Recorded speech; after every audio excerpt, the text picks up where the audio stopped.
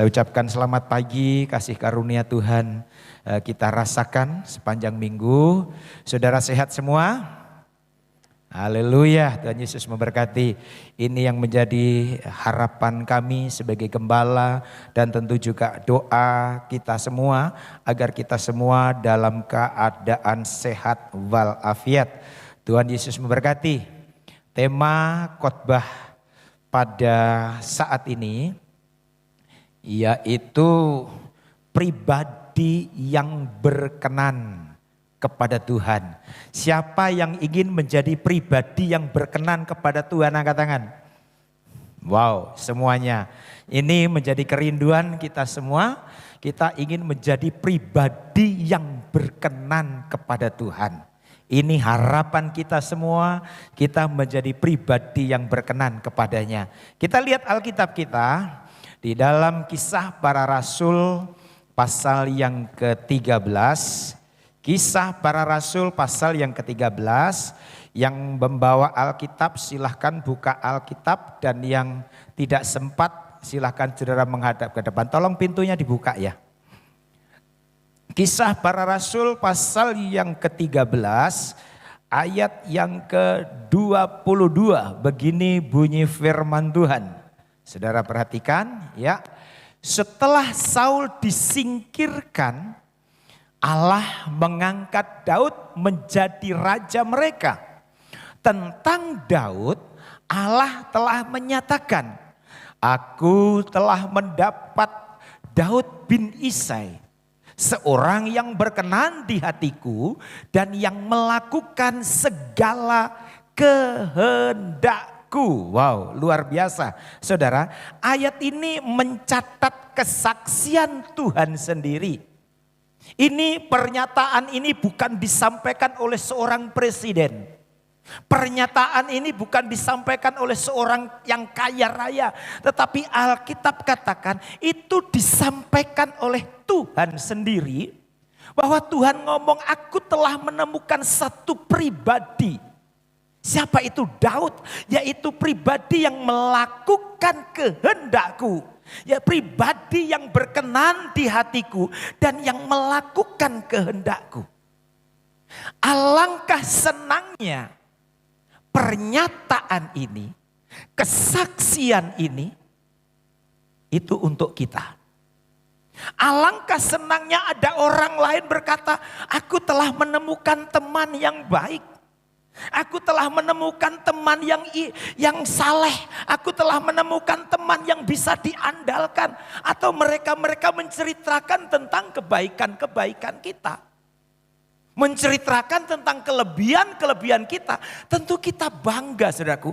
Orang lain menceritakan keistimewaan, kelebihan, kebaikan kita. Tentu kita akan senang.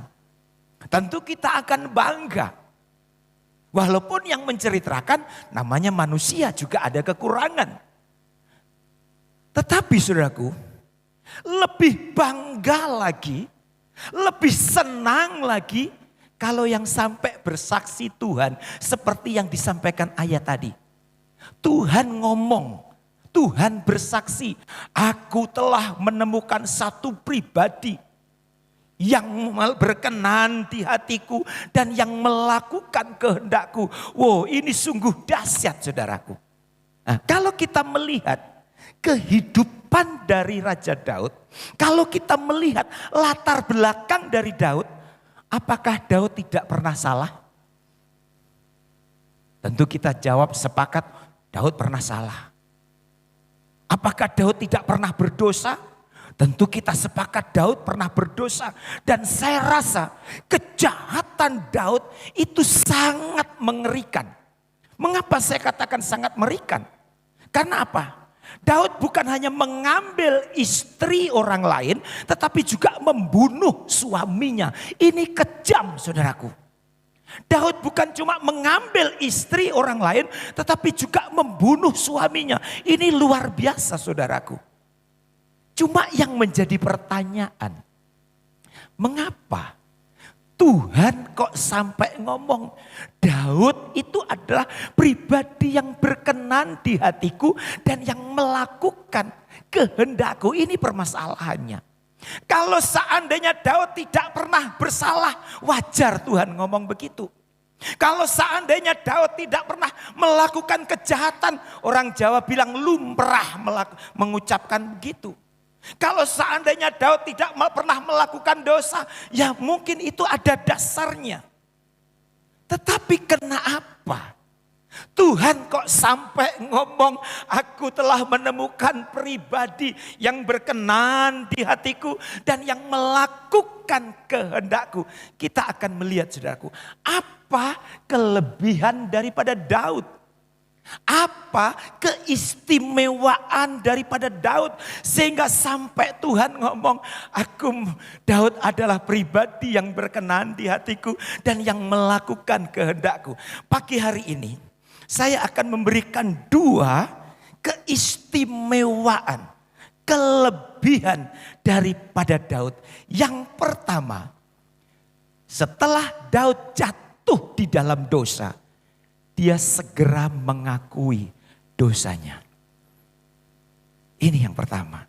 Setelah dia jatuh di dalam dosa, dia segera mengakui semua dosa yang telah dilakukan. Kita tahu dosa daripada Daud yaitu bersinah dengan istri Uria dan mengambil Uria dan membunuh suaminya. Tetapi setelah dia jatuh di dalam dosa, hamba Tuhan namanya Nabi Natan menegur. Tuhan menyuruh Nabi Natan, hei hambaku, tegur Daud, ingatkan Daud. Secara manusia, saudaraku, ini hamba Tuhan, Nabi Natan ini mungkin di dalam hatinya ketika mendengarkan firman Tuhan, Tuhan bagaimana nanti kalau Daud tidak mau terima nasihatku?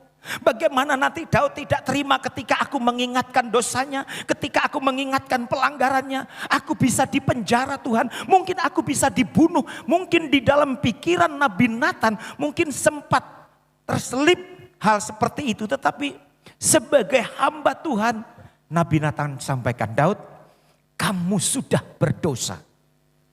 Dan saudara lihat, apa reaksi daripada Daud setelah diingatkan, setelah ditegur oleh Nabi Natan. Apakah Daud marah? Tidak. Apakah Daud langsung ngomong sama Nabi Natan, hei Natan, kamu telah bikin malu saya sebagai raja. Kamu saya masukkan ke dalam penjara. Bisa Daud melakukan hal itu. Tetapi apakah Daud melakukan hal itu? Tidak. Tetapi Alkitab mengatakan, kita lihat ayatnya. Di dalam 2 Samuel pasal 12 ayat 13. Lalu berkatalah Daud kepada Natan, aku sudah berdosa kepada Tuhan. Ini keistimewaan Daud. Setelah diingatkan dosanya, setelah ditelanjangi dosa-dosanya oleh hamba Tuhan Nabi Natan, dia tidak berusaha membela diri, dia tidak berusaha menyalahkan ini Nabi Natan atau menyangkal, tetapi dia mengakui dosanya sehingga berkata, aku sudah berdosa kepada Tuhan. Dan ketika pengakuan ini keluar dari hati yang paling dalam, dari pribadi Daud, langsung ayat selanjutnya mengatakan, dan Natan berkata kepada Daud, Tuhan telah menjauhkan dosamu itu.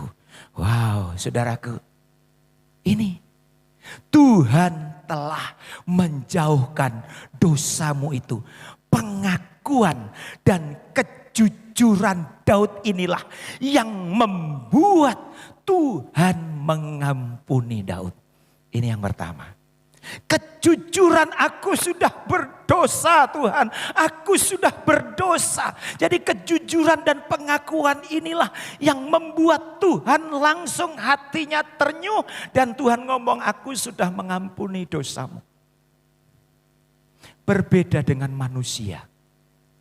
Manusia, kita 100 kali melakukan kebaikan. Ya, kita 100 kali melakukan kebaikan. Ketika kita salah sekali, kebaikan kita hilang. Benar saudara? Saudara sudah melakukan banyak kebaikan. Tetapi ketika kita melakukan satu kali kesalahan, kebaikan kita tuh seakan-akan hilang dan sepertinya kita tidak pernah berbuat baik. Itu pandangan manusia, itu cara penglihatan manusia. Tetapi berbeda dengan cara penglihatan Tuhan, saudaraku. Penglihatan Tuhan, cara pandang Tuhan, kita 100 kali melakukan kejahatan. Tetapi kita minta ampun dengan segenap hati. Sekali minta ampun, Tuhan ampuni semuanya. Amin, saudara. Amin. Ini kita patut bersyukur. Cara pandang Allah dengan cara pandang manusia jauh berbeda. Itulah sebabnya kalau fokus kita hanya melihat cara pandang Allah, maka saudara akan terintimidasi dengan dosa. Kamu berdosa, kamu berdosa, kamu berdosa, kamu berdosa. Karena apa? Cara pandang kita hanya melihat suara-suara sumbang dari manusia. Tetapi mari kita belajar melihat dari cara pandang Allah. Aku memang sudah banyak melakukan kejahatan. Banyak dosa yang dilakukan oleh Daud. Tetapi ketika Daud dengan segenap hati, dengan setulus hati, dengan kejujuran dari hati yang paling dalam, dia ngomong, aku sudah berdosa Tuhan. Akhirnya apa? Tuhan langsung, dosamu sudah dijauhkan. Dengan kata lain saudaraku, pengakuan sekali lagi yang dilakukan, pengakuan dari hati yang paling dalam. Saudara catat baik-baik. Pengakuan yang kita lakukan dari hati yang paling dalam itu adalah jalan terpendek untuk mendapatkan pengampunan daripada Tuhan. Amin, saudara. Pengakuan yang dengan segenap hati, pengakuan yang dengan setulus hati, itu adalah jalan yang terpendek untuk alami pengampunan daripada Tuhan. Jadi ketika saudara datang kepada Tuhan, firman Tuhan mengingatkan kepada kita, lalu kita menyadari, lalu kita minta ampun. Semua dosa-dosa kita diampuni oleh Tuhan. Amin, saudara, amin. Berikan kemuliaan untuk Tuhan kita Yesus Kristus. Inilah hebatnya Tuhan, saudaraku. Berbeda dengan manusia sekarang. Jujur saja, sering ketika ada teman kita mengingatkan kekurangan kita. Ketika orang lain mengingatkan kesalahan kita. Bahkan dosa kita. Sering kita banyak temui. Mereka bukan berterima kasih. Bahkan sering kita benci. Jujur saja. Sering ketika ada orang lain mengingatkan kekurangan kita, kamu telah berbuat salah. Sering kita tidak berterima kasih, kamu sudah mengingatkan aku. Tetapi yang sering kita lakukan, kita justru membenci orang itu. Seperti yang dilakukan oleh Herodes. Coba kita lihat ayatnya di dalam Lukas pasal 3 ayat yang ke-19. Akan tetapi setelah ia menegur raja wilayah Herodes karena peristiwa Herodias, istri saudaranya, dan karena segala kejahatan lain yang dilakukannya. Ayat 20, raja itu menambah kejahatannya dengan memasukkan Yohanes ke dalam penjara.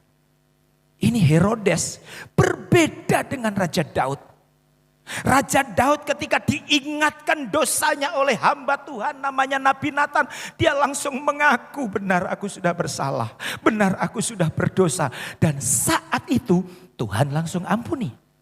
Tetapi Herodes diingatkan oleh Yohanes, kamu sudah bersalah, kamu sudah berdosa. Tetapi apa yang dilakukan oleh Herodes? Yohanes ditangkap, kamu bikin malu saya saja. Dan dimasukkan penjara. Dan Alkitab katakan Herodes menambah kejahatannya. Herodes tidak berterima kasih kepada Yohanes. Yohanes, hamba Tuhan, terima kasih. Engkau sudah mengingatkan kesalahanku. Engkau sudah mengingatkan pelanggaranku. Tidak berterima kasih, tapi justru ditangkap ini hamba Tuhan. Dan dimasukkan ke dalam penjara. Nah, ini yang terjadi. Tetapi biarlah saudaraku, kita semua tidak luput dari kekurangan. Siapa yang tidak pernah melakukan kesalahan? Tidak ada, kita semua. Tetapi ketika kita menyadari kita telah melakukan satu kesalahan. Ketika kita menyadari kita telah melakukan satu kejahatan. Ketika kita menyadari bahwa kita telah melakukan satu dosa. Jangan berlambat-lambat minta ampun. Amin, saudara. Jangan tunda-tunda kita minta ampun. Jangan berlama-lama kita minta ampun. Jangan, saudaraku. Kita harus belajar langsung. Ketika diingatkan kita langsung berterima kasih. Ada yang lebih celaka lagi. Ada yang lebih celaka lagi. Bukannya berterima kasih. Bukannya sadar. Tapi sering menjadikan orang lain kambing hitam. Contohnya siapa? Nabi Adam. Ketika Tuhan ingatkan Nabi Adam. Adam, kenapa kamu melakukan hal seperti ini? Kenapa kamu makan buah pengetahuan baik dan jahat yang aku larang? Adam bukannya berterima kasih, Tuhan ampuni. Aku telah tidak mentaati firman-Mu. Adam tidak ngomong begitu, tetapi apa yang dilakukan oleh Adam itu gara-gara perempuan itu, Tuhan. Mengelak kekurangannya, mengelak kesalahannya. Dia limparkan kesalahannya kepada perempuan yang namanya Hawa. Dia tidak segera minta ampun, berterima kasih. Tuhan ingatkan, tetapi justru melemparkan kesalahannya kepada Hawa. Lalu Tuhan pergi ke Hawa. Kenapa kamu juga makan buah pengetahuan baik dan jahat yang telah aku larang? Apa reaksi daripada Hawa? Apakah Hawa menyadari akan kesalahannya? Ya Tuhan, aku minta ampun, aku telah berbuat salah, aku telah tidak mentaati firman-Mu. Apakah Hawa berkata begitu? Tidak. Tetapi apa yang dilakukan Hawa? Itu gara-gara ular itu. Nah, sering hal seperti ini yang kita lakukan. Ketika Tuhan ingatkan kesalahan kita. Ketika teman baik kita mengingatkan kesalahan kita. Kita bukannya berterima kasih. Kita sering menjadikan orang lain. Kita jadikan kambing hitam. Seolah-olah kita tidak pernah salah. Seolah-olah kita tidak pernah berdosa. Ayo saudaraku. Ketika kita diingatkan kesalahan kita, kekurangan kita, dosa kita. Kita belajar dari pribadi Daud. Segera minta ampun. Amin saudara. Amin saudara. Segera minta ampun. Karena apa? Tidak ada untungnya kita menyembunyikan kekurangan kita. Catat baik-baik. Tidak ada untungnya kita menyembunyikan kesalahan kita. Sekarang yang menjadi pertanyaan. Mengapa Daud, Adam, Hawa melakukan kesalahan, melakukan dosa, padahal sudah tahu itu barang tidak baik. Karena apa? Dia lupa Allah itu Maha Tahu. Ini, kalau di dalam kehidupan kita itu Allah tidak menyadari bahwa Allah itu Maha Tahu, saudaraku. Kita akan sembarangan hidup, saudaraku. Kita akan sembarangan hidup. Mengapa di sana sini masih terjadi perjudian? Saya harap jemaat di tempat ini tidak ada yang berjudi. Mengapa di sana sini masih banyak perjudian? Karena apa? Dia bukan memiliki prinsip Allah Maha Tahu. Dia takut sama polisi, bukan takut sama Tuhan. Kalau orang itu punya kesadaran bahwa Allah itu maha tahu, pasti orang itu tidak akan berjudi. Pasti orang itu tidak akan melakukan hal-hal yang tidak berkenan kepada Tuhan. Amin, saudaraku. Nah ini. Karena Daud lupa bahwa Allah itu maha tahu. Sehingga dia melakukan hal yang tidak berkenan kepada Tuhan. Ayo mulai saat ini. Pupuk rasa pribadi bahwa kita memiliki kesadaran Allah maha tahu di dalam kehidupan kita.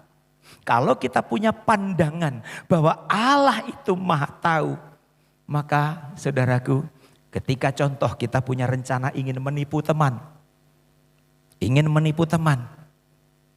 tetapi ketika kita punya kesadaran Allah maha tahu, maka kita tidak akan jadi menipu. Amin. Contoh, kita mungkin akan mencuri barangnya orang.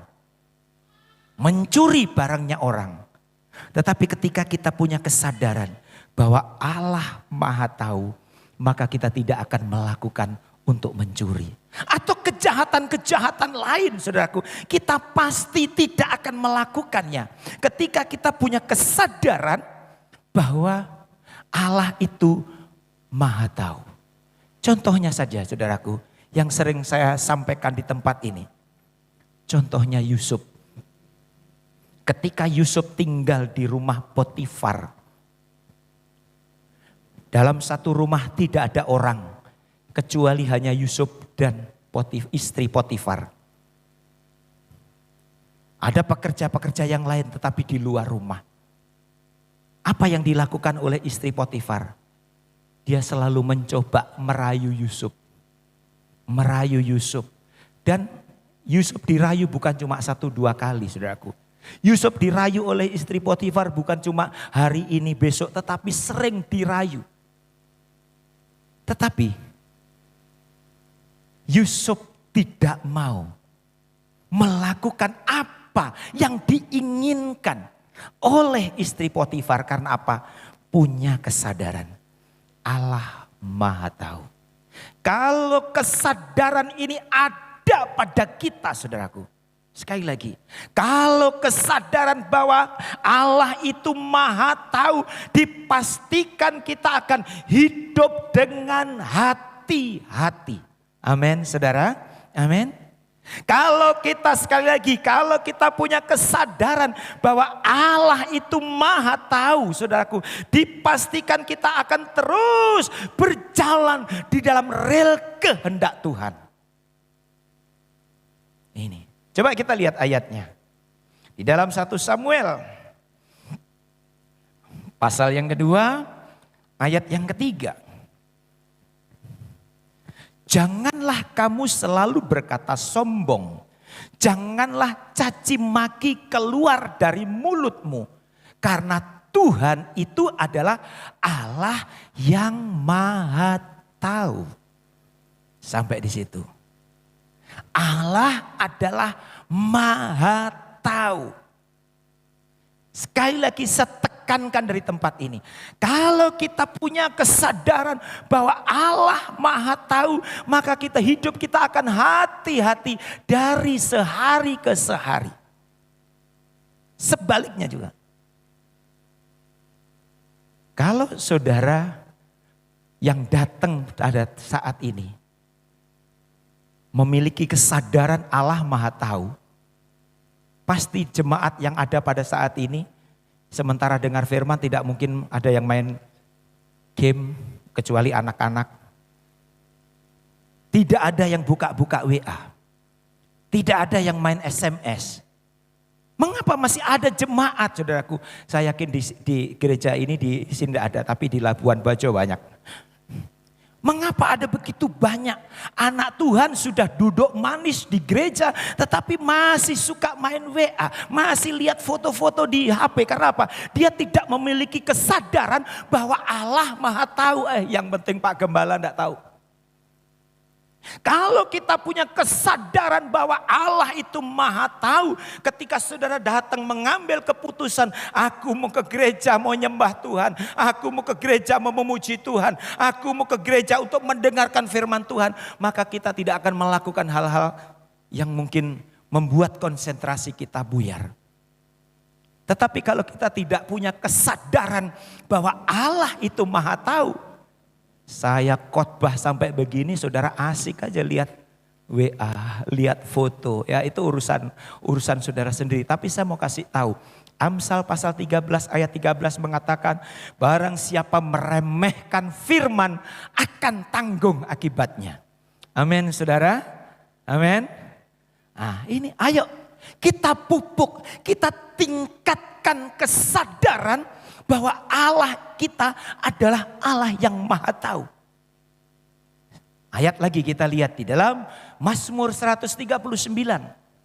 Ayat yang kedua, saudara melihat ini. Kemahatauan Allah.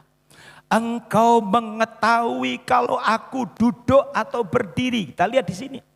Tuhan tahu saat kita duduk, Tuhan tahu saat kita berdiri. Engkau mengerti pikiranku dari jauh. Saudara, kita lihat di sini. Tuhan tahu pikiran kita masing-masing saat ini. Saya hanya bisa melihat, oh bapak ini ada duduk di gereja, ibu ini ada duduk di gereja, itu sebatas kemampuan saya. Tetapi saya tidak bisa melihat pikiran saudara. Apakah saudara pikiran saudara konsentrasi penuh dengar firman, atau setelah ini mau kemana ini? Atau pikirannya di tempat lain, saya tidak tahu. Tetapi catat baik-baik ayat ini. Engkau mengetahui kalau aku duduk atau berdiri, engkau mengerti pikiranku. Ketika kita punya kesadaran akan hal ini, maka ketika saudara beribadah di gereja, saudara akan konsentrasi penuh dengar firman memuji Tuhan. Amin saudara. Ayat yang ketiga, apa kata firman? Engkau memeriksa aku kalau aku berjalan dan berbaring, segala jalanku kau maklumi. Wow. Ayat yang keempat, sebab sebelum lidahku mengeluarkan perkataan, sebelum kita ngomong saudaraku, sesungguhnya semuanya telah kau ketahui ya Tuhan. Kita mau bilang apa kalau sudah begini saudara? Ayo, halo? Kita mau ngomong apa?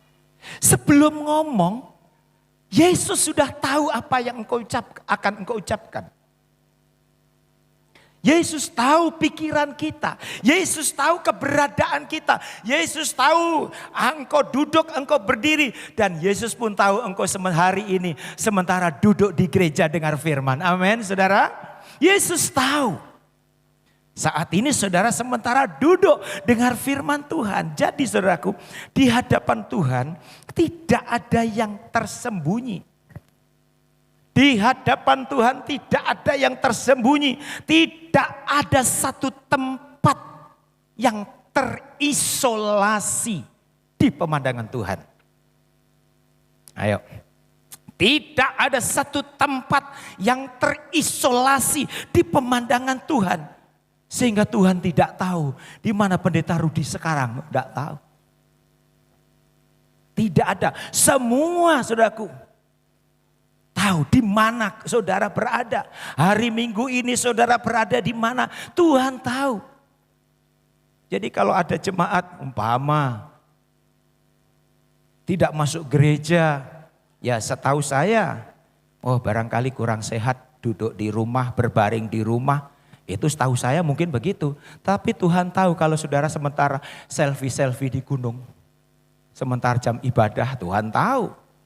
Sementara di pantai berenang pas jam ibadah. Tuhan tahu.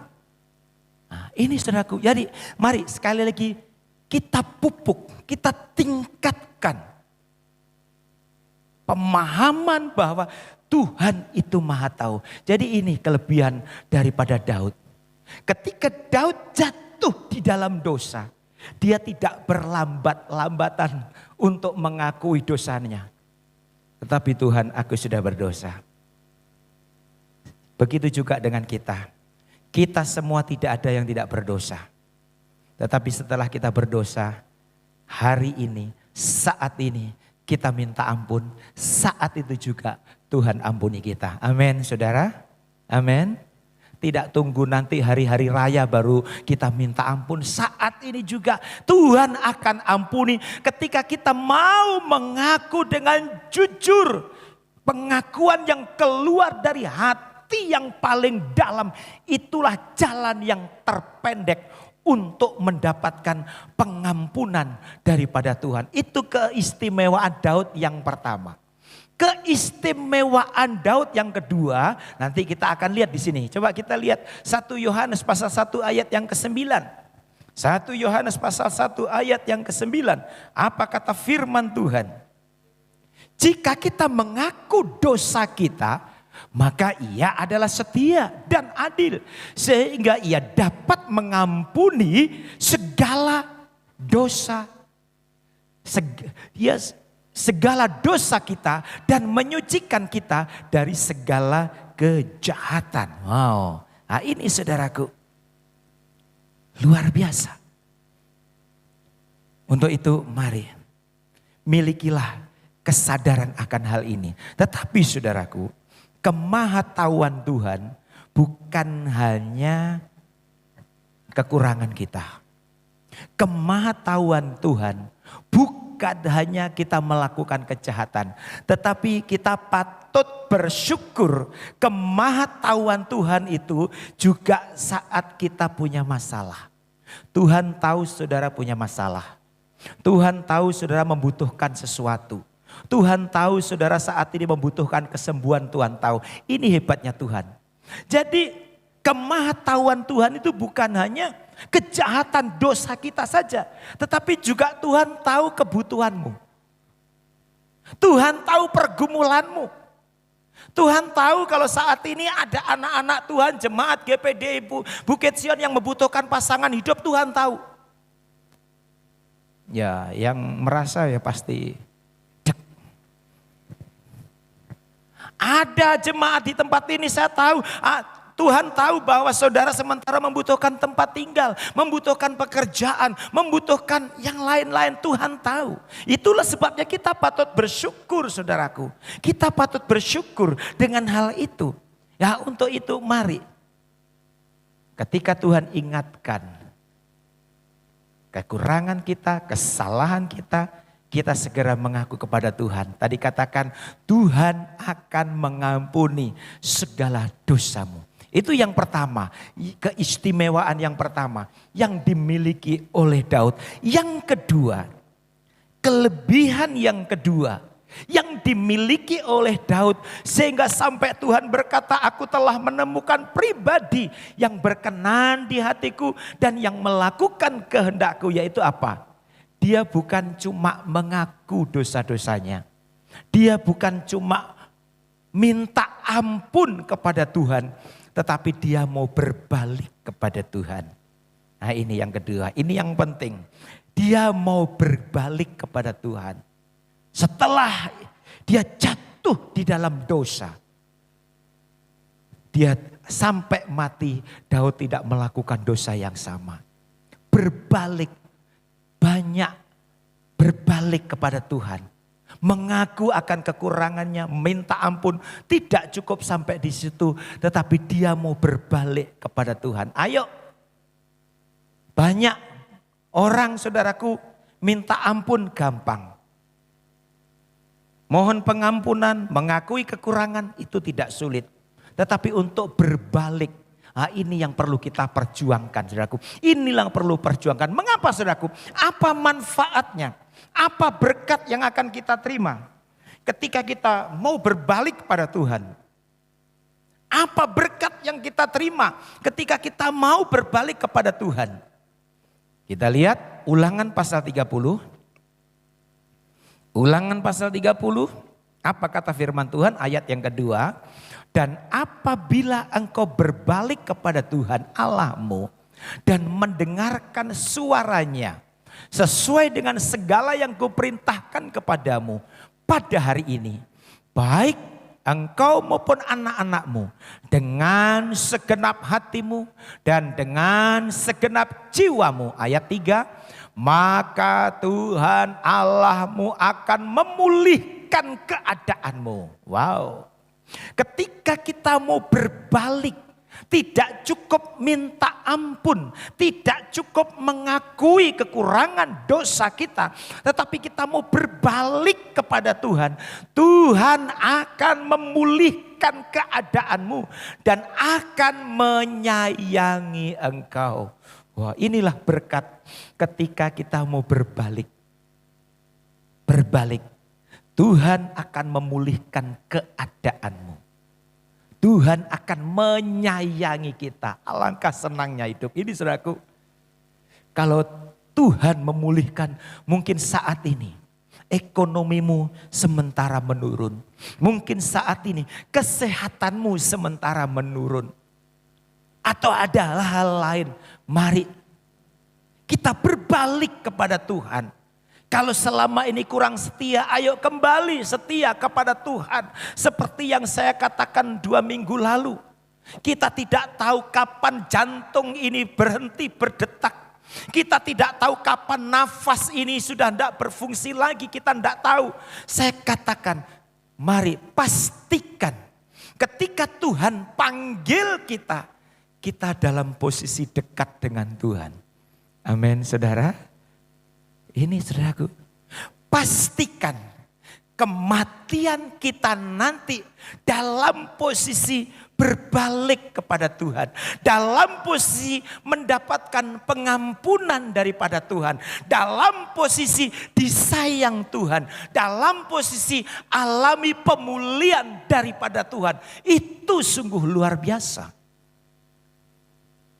Tetapi saudara jangan salah sangka.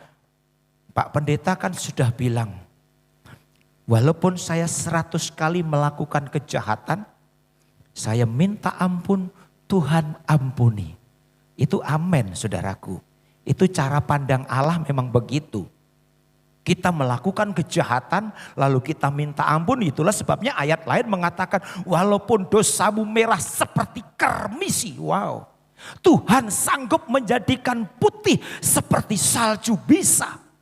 Tetapi jangan berpikir begini, ya sekarang kita bikin kejahatan terus saja.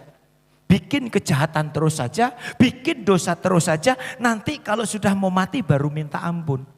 Seakan-akan sepertinya kita yang ngatur kematian. Jangan sampai tiba-tiba kita sementara rohani, sementara turun. Iman sementara turun. Tiba-tiba Tuhan panggil, kemana kita punya tempat? Ayo pastikan, pastikan. Sekali lagi saya tekankan, pastikan. Ketika Tuhan memanggil kita nanti, kita dalam posisi dipulihkan oleh Tuhan. Amin, saudara. Amin.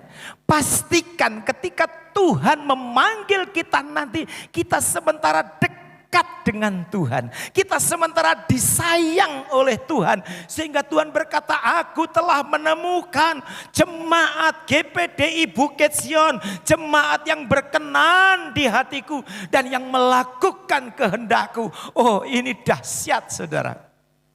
Ini luar biasa. Ayo, lupakan apa yang telah kita lakukan selama ini. Ayo, saya ingin hari ini adalah titik balik untuk alami pemulihan daripada Tuhan. Sehingga mulai saat ini aku menjadi anak-anak Tuhan yang disayangi Tuhan. Saudara tidak usah ingat lagi kesalahan-kesalahan, kejahatan-kejahatan, dosa-dosa yang sudah kita lakukan selama ini. Tidak usah. Hari ini siapa yang sudah yakin dosanya diampuni, angkat tangan. Ayo, siapa yang yakin dosanya diampuni? Amin. Sesuai dengan imanmu. Kalau hari ini saudara sudah diampuni karena kita sudah mengaku, tidak usah ingat lagi yang sudah-sudah. Tidak usah ingat lagi. Iblis, saudaraku, itu licik. Alkitab katakan, iblis itu seperti singa yang mengaum-ngaum. Maaf, giginya sudah ompong, tidak ada kekuatan. Hanya mengaum-ngaum, hanya menuduh saudara dan saya, kamu belum layak, kamu belum layak, kamu belum layak. Hanya itu yang dikerjakan oleh iblis. Giginya iblis sudah dipatahkan oleh Yesus di kayu salib. Dia hanya menuduh saudara saja, kamu tidak layak, kamu tidak layak, kamu tidak usah diingat. Pastikan Yesus mati untuk menebus dosaku. Amin saudara. Aku hari ini dipulihkan oleh Tuhan. Aku hari ini menjadi anak kesayangan Tuhan. Tetapi dua syarat tadi. Yaitu ketika kita melakukan kesalahan, jangan berlambat-lambat. Segera mengaku kepada Tuhan. Dan setelah itu berbalik. Jangan sembunyikan dosa kita di hadapan Tuhan. Saudara boleh menyembunyikan kesalahan di hadapan saya, di hadapan suami, di hadapan istri. Saudara bisa menyembunyikannya.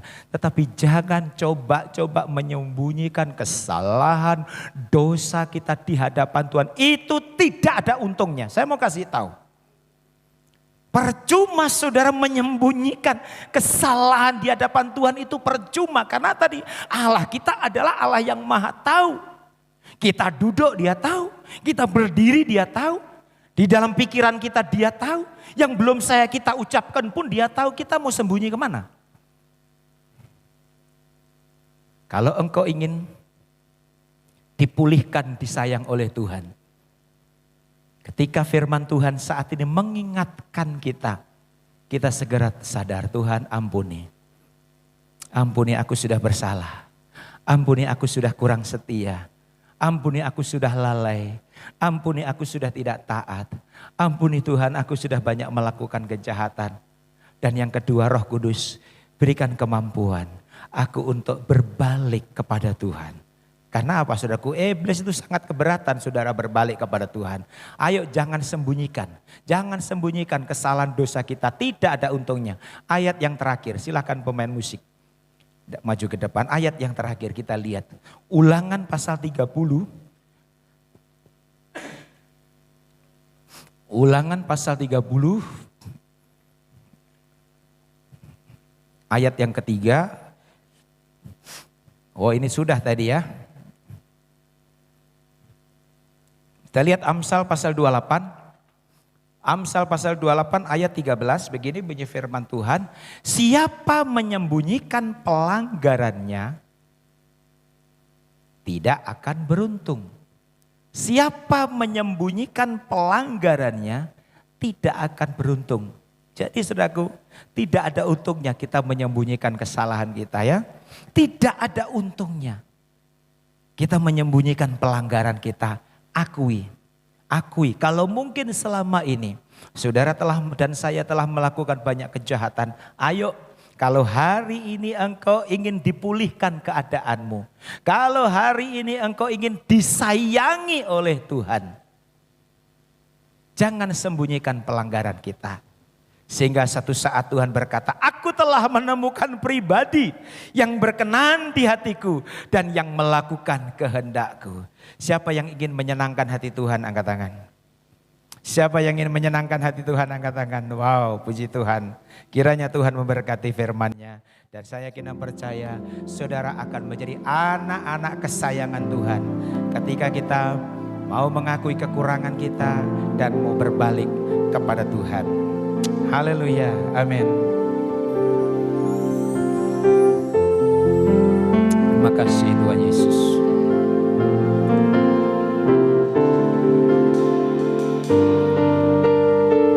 Terima kasih Yesus. Tuhan, ku mau menyenangkan-Mu.